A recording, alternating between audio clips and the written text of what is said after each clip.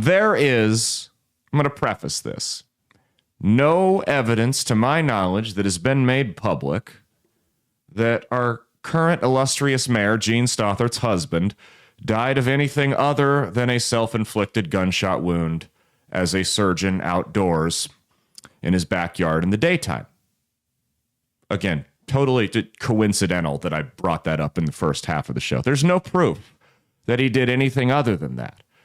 But what I will say, and I won't even say, I will beg of you, everyone listening to this show, whether you know me, whether you're a close friend of mine, you're a family member, whatever the case may be, if I commit suicide with the gun registered in Mia's name in the backyard in the daytime, and a year later she marries one of her lifelong friends, please investigate that.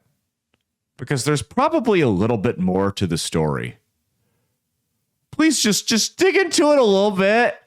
Could you, for me? That's all I ask. I just ask that we be a little bit more inquisitive if I die under those circumstances. Please. Again, no proof whatsoever that Joe Stothert died of anything other than a self-inflicted gunshot wound. I'm just saying, I feel like it's like the Pizzagate thing. Probably no conspiracy there, but the way we just gloss over and shut down any questions surrounding it makes me a little nervous, I guess. I don't know. And I'm just reading random statistics. Right? I'm just reading random statistics. Obviously, that equation that I ran when the show started was not about Gene Stothert's husband, right? The 1 in 2 million odds of a surgeon committing suicide with a firearm outdoors in the daytime. That was obviously not about Gene Stothert's husband, because I didn't throw in the fact that it was a mayor's husband who did it, which would bring it from 1 in 2 million to about 1 in 10 million odds that would happen. In other words, you have significantly better odds of going to the roulette table and hitting it 5 times in a row than you do of a mayor's husband who also happens to be a surgeon committing suicide with a firearm outdoors in his backyard during the daytime. I'm just talking statistics. I am talking numbers. I'm a big fan of mathematics. That's all. I don't have any conspiracy theory I'm here to push. Like I said, there's no evidence to the contrary of what has been officially reported. I just think we should all look at data as well when we go to cast our votes if we live in the city of Omaha. That's all I'm saying. That's all I'm saying. And I am not, nor have I ever been suicidal. Now, I'm not important enough to be whacked, but my character may be whacked. If you might hear some stuff about me in the couple. I don't know what it's going to be. I don't really have that many skeletons in my closet, but whatever they say, it's probably true. Okay, so let's talk about this Omaha mayoral race, shall we? The Omaha mayoral race is heating up, and one of the big, so we've got 4 people running, and we've covered it on the show already. We've got the incumbent Gene Stothert. We have got Mike McDonald, a former Democrat turned Republican senator, state senator from Nebraska down in Omaha. We have got John Ewing, the Democrat Douglas County treasurer, and then we've got Jasmine Harris, who is a far left progressive lunatic that we don't talk about on this show. So those are the only 4 that have registered and are going to qualify for the ballot. It really looks like it's going to be down to McDonald and Stothert. Now, Mike McDonald at an event allegedly referred to Tamara Dwyer, the city of Omaha's homeless coordinator, as an, and I quote, DEI hire, end quote. Now, I don't know if he said this, but he hasn't denied it, which means he probably did. And I guess he didn't know that she was in the front row when he said this. And she went on a Facebook tirade. Gene Stothert backed her up, and everyone was talking about what a horrible, bigoted monster that Mike McDonald was for saying this. Again, I will pose the same question I did the last time we talked about this race. If McDonald was really this horrific, bigoted monster that the Democrats are trying to paint him as, why are we just now hearing about it? That gives us what the guy was. He held elected office in the state of Nebraska in a dark blue district where you could have easily primaried him if there was ever a problem for 8 consecutive years. And we didn't hear one chirp about what a horrible monster this guy was. The second he decides to run for mayor as a Republican, they start bringing out all the stops. I think it is a little odd timing. That means there's one of two choices: that the Democrats knowingly covered up for a monster for 8 years, or they're fucking lying. You take a guess what it is. So Gene Stothert defended this woman like her own child. Well, as it turns out, let me preface this. He probably shouldn't have called her a DEI hire. That probably wasn't the best move in terms of tactfulness, but it also wasn't incorrect. This woman makes nearly $100,000 a year in this role, and this role was created shortly after the city of Omaha received federal funding from the Biden administration to go toward, you guessed it, diversity, equity, and inclusion. I mean, it doesn't take a rocket scientist to put 2 and 2 together here. That's all I'm saying. Like, I don't think that she may be qualified. I don't know. We'll go over some numbers in a little bit here that might detract from that. Maybe she is qualified. Maybe she on paper and in the interview looked like the most qualified person for the job. But by definition, that money came from a DEI effort, federal funding for a DEI effort. She is by definition, by the very definition, a DEI hire. Now, since Tamara Dwyer has taken over as the city's homeless coordinator, a position that didn't exist until she assumed the role, the city of Omaha has become the fastest growing metropolitan area in the country for homelessness. Maybe she got the job, or maybe she saw homeless coordinator as the title, and she was like, oh, I got to bring as many homeless here as I can. It's like a donation coordinator for a campaign or something like that. I got to bring donations in. Maybe she misread the job description, just looked at the title like we all do and went, oh, I just got to keep bringing the homeless here. How do we get more homelessness? That's my goal, is to coordinate the most homelessness possible.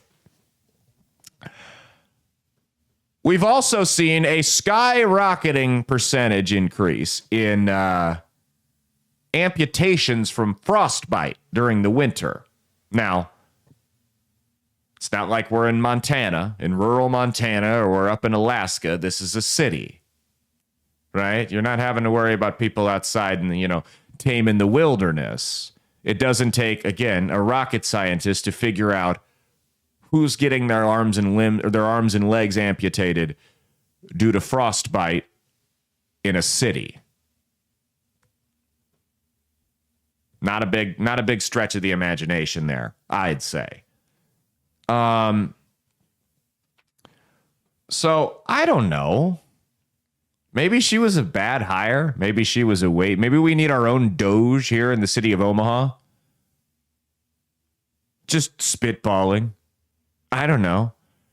But this all came to a head, and I think Gene Stothert made quite the blunder, because she decided to make a huge deal defending this Tamara Dwyer from Big Bad Mike McDonald and his so-called bigoted comments about her. And in the process, while that was happening, you had a homeless woman downtown freeze to death. Well, as it turns out, this woman was staying in a shelter, and due to the city's new policy, a newer city policy on homelessness, again, coincided from Miss Dwyer arriving in her position, there was some additional paperwork that she hadn't completed regarding her dog staying with her in the shelter, which, by the way, I think it's insane. If the dog's not aggressive, I think it's insane to tell a homeless person they can't stay in a shelter without their dog. I think that's bullshit. So Tamara Dwyer, or excuse me, not Tamara Dwyer. So this woman was told that night, hey, you don't have the proper paperwork for this dog. You got to go. We're kicking you out. Rather than doing the human thing and saying, hey, this is messed up, but we understand it's 10 degrees below zero outside with an even lower wind chill. We'll figure this out tomorrow morning. You can stay here and we'll talk to you first thing in the morning. Instead of saying that, they just kicked her right out because that's how the government works. In private sector, you have a little bit more leeway, but as soon as the government gets involved, you're out of here, right? And a cent of government funding totally convolutes the whole thing and just lines it in red tape and makes it impossible for anyone to show any type of human element to their job. So she got kicked out and she froze to death that night. Well, as it turns out, the dog was a service dog. She was epileptic. She had a seizure in the cold and froze to death. I'm going to let that sink in for a second. So Gene Stothert almost Streisand affected this entire thing by drawing all this attention to the city's homelessness coordinator, talking about what a great job she'd done, when her policies, I'll say it, killed somebody. The city's policies on homelessness, whoever wrote them, killed somebody. That blood is on their hands. In my opinion, Stothert and Dwyer should resign in shame immediately. Drop out of the race, Gene. This is a disgrace. You are who you surround yourself with. You can throw your homeless coordinator under the bus. You are the people you surround yourself with in this job. Drop out of the race. Do the right thing. Drop out of the race. She won't do that, though, because she's a power-hungry psychopath. But she needs to do the right thing and step down.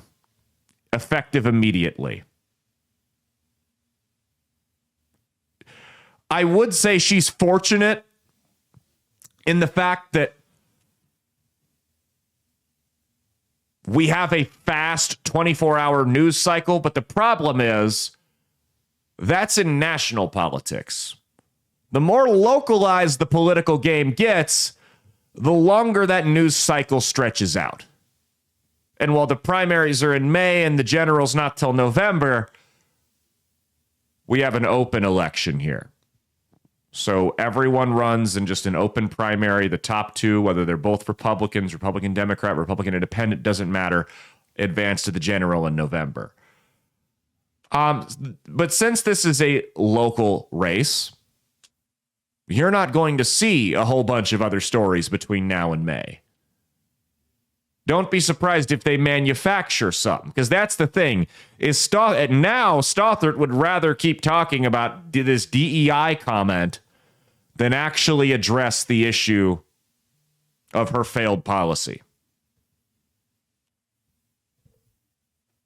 And I've got a number of gripes with Stothert. You've heard me air them out on this show a number of times.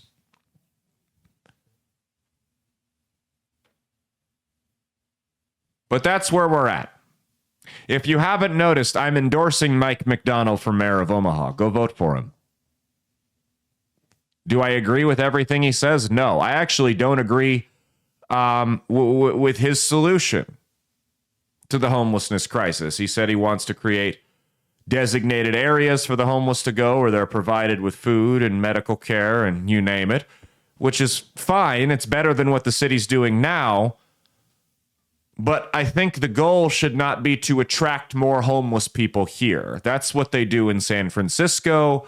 That's what they do in New York and major liberal cities in Denver. And that's why you see so many of them over there. I don't think we should be attracting homeless people. I think what we should be doing, because there's two types of homeless people, right? Well, three. There's three types of homeless people. There are the temporary homeless people, right? The people who, down on their luck, a bunch of shit happened to them, but they're going to bounce back. They're in and out of shelters. They're bouncing around on couches at their friends' and families' houses. They're going to bounce back. Then there are the people who are homeless by choice, and that's fine. Those are the people that travel the country and go to different areas that are more welcoming and offer them free shit. We should not be one of those areas. The third type are the people that are not homeless by choice and not picking themselves up by the bootstraps anytime soon. And those are the people that once upon a time would have been put in asylums, but we had to shut those down, so be it, right?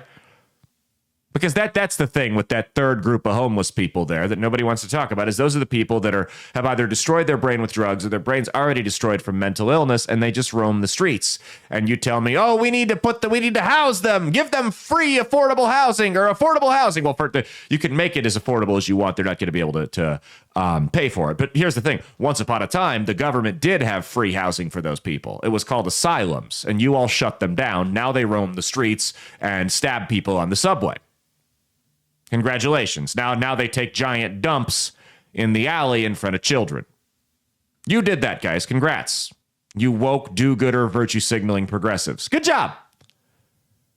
So I don't think we should be attracting those last two groups to this city. I like Scott Voorhees from 1110 KFAB's idea of giving them $100 for a bus ticket voucher and saying, go to one of the cities that wants you. The last two groups, that is. Don't stay here. We're not going to pay for you to harass people on the streetcar, I'm assuming now. But McDonald nonetheless proposed this idea, which I disagree with. I think it incentivizes people to come here. But just because I disagree with it doesn't make him a monster for it. But that's not what Gene Stothert had to say. Gene Stothert, in an interview also on 1110 KFAB in the radio, or in the morning on the radio, compared McDonald's idea to and I'm not kidding, Nazi concentration camp. A Nazi concentration camp. That's where we're at. Because Stothert is a soulless, gutless, unprincipled sleazebag politician who will say whatever it takes to remain in power because that's the only thing she's ever loved.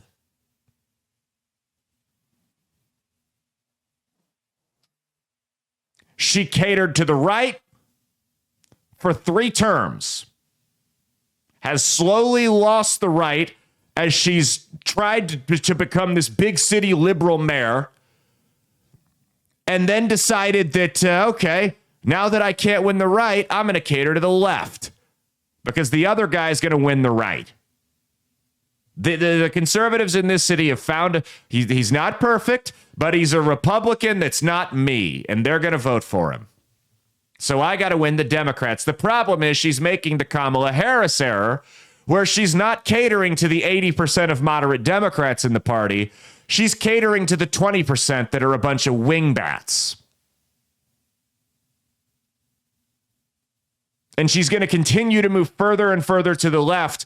And I'm telling you right now, if she wins the re-election, it's going to be hell to pay. She is going to govern like a full-blown communist for 4 years. She is going to see the people in the Republican Party that turned on her as her enemy, and it will be open season on all of us. I voted for Gene Stothert in 2017. I didn't like her or Heath Mello. I didn't vote for either of them in the primary. I voted for Taylor Royal, even though he had his football field idea. It was crazy. I knew he wasn't going to win, though, but I still voted for him. General rolled around and I voted for her because it's my opinion that when you have to choose between pond scum and a piece of shit, you pick the one that's going to tax you less. And she claimed she wanted a little bit lower taxes. She also campaigned on abolishing the restaurant tax in her first of her 3 terms. She's going on 4. And as soon as she took office, raised the restaurant tax. Yeah, I didn't forget that one, Gene. says whatever she can to get elected, and then stabs her base in the back because she has no soul, figuratively.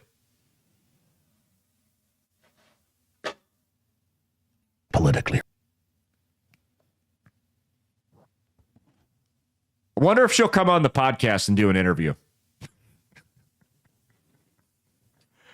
I wonder if she'd come do an interview with me. It'd be a real friendly one. I think she might be the first guest that's taller than me.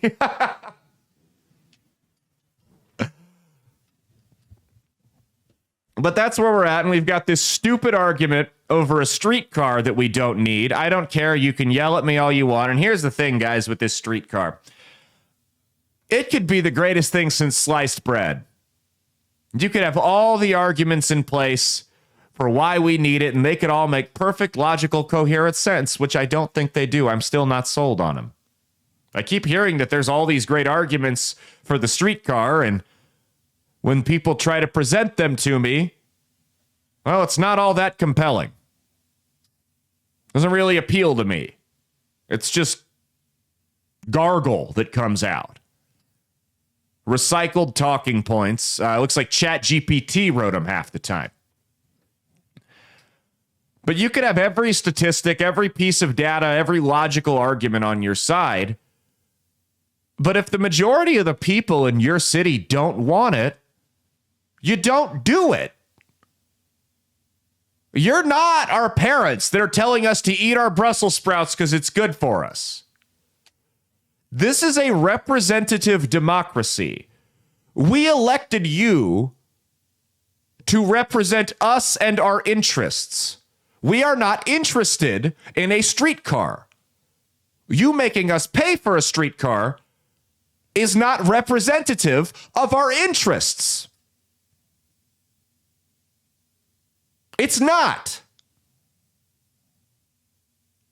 And their little website that they run around, and I point this out every time I can because it's the biggest scam in the world. It's the worst gaslighting that local government does. If a private company did anything remotely close to this, they'd lock them all up in prison forever, and they deserve it. But they're claiming that the streetcar is going to pay for itself. We're not going to have to raise taxes because we've never heard that before, right? But the streetcar is going to pay for itself. We're not going to raise anybody's taxes. No, we're good. We're good. And then you click their little website, and within the first paragraph, it says the way the streetcar is going to pay for itself is, the mere presence of a streetcar, or so they claim. The mere presence of a streetcar will make everybody's property more valuable. So we'll be able to tax your house for more money because your house is worth more. So now, again, they don't raise your taxes. They raise the value of the thing they're taxing you on. The biggest scam in the world. Now, would a streetcar really make my house more valuable? No. Of course it wouldn't. Of course it wouldn't. But it doesn't matter because they're the ones who set the values. So they'll just send the county assessor out and go, yep, the streetcar increased everybody's home value by $30,000. That's what we're going to tax you at now. And that's how it, quote unquote, pays for itself. Nothing the government does pays for itself. We pay for all of it. Some of it's worth paying for, like roads and the fire department and the police department and the post office. Some of it's a service that's worthy of paying for. Some of it's not, like a streetcar. So basically what happens is myself as a homeowner I don't think my house is considered West Omaha. It was a couple of years ago. But so myself as a homeowner in central Omaha, who may use this streetcar once in his life, maybe, and everybody else in central and West Omaha who will never use the streetcar, the 98% of the people who are never going to use it, now have to pay for a service that will never be of any value to them. Because Omaha is not set up for a streetcar. We're not Chicago. We're not San Francisco. We're not New York. It doesn't make sense for us to have one the way the city is set up. They basically want to run it from midtown to downtown. They're going to jack my property taxes up so they can run a streetcar for like a 5-mile stretch. It's worthless. This is not about helping the city. This is not about increasing property value. This is not about doing any of that. This is simply about Jean Stothert's dick measuring contest. She wants a legacy item. A legacy item. Something people can look back after she has graced us all and retired for once and say, oh, that was Jean Stothert's. Mike Fahey, former mayor, has the stadium. Teddy Roosevelt, Panama Canal. Donald Trump, wall. So when you think about politicians with legacy, people that built something, this is what it's really about for her. Even if it does help the city, that's secondary, in my opinion. That's secondary to the real goal here, which is leaving a legacy piece for Jean Stothert, who has now told us, by the way, it's the same company doing all of this, who's now told us that because of the way the deal's signed, at this point, if we don't build the streetcar and we cease it, the way they wrote the deal up is the taxpayers will actually end up footing an even higher bill because there's penalties and clauses for the city backing out of it. So she's now threatening us that we're going to have to pay even more if we back out of it. I mean, this is like a domestic abuser trapping you in a bad relationship. So we're damned if we do, damned if we don't at this point.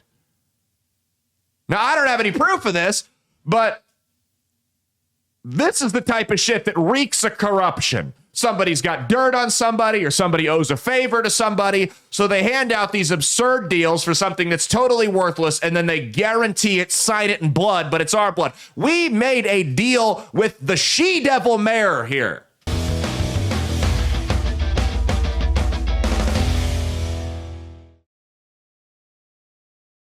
Hey, thanks for watching. If you liked what you saw, be sure to click the link in the description to get the full episode on Rumble. If you prefer to listen along, you could actually get us on Spotify, Spreaker, and iHeartRadio. You can also go to www.outlawstreamers.com to learn more about not just my show, but tons of other great shows and all the exciting projects they have coming up. Follow my socials at Caleb Isn't Funny on Twitter and Instagram, at Caleb Salvatore Comedy on the Chinese Spy app that is TikTok, and be sure to like and subscribe to this YouTube channel. Thanks, and we'll see you every Saturday for brand new episodes of That's Based. Peace.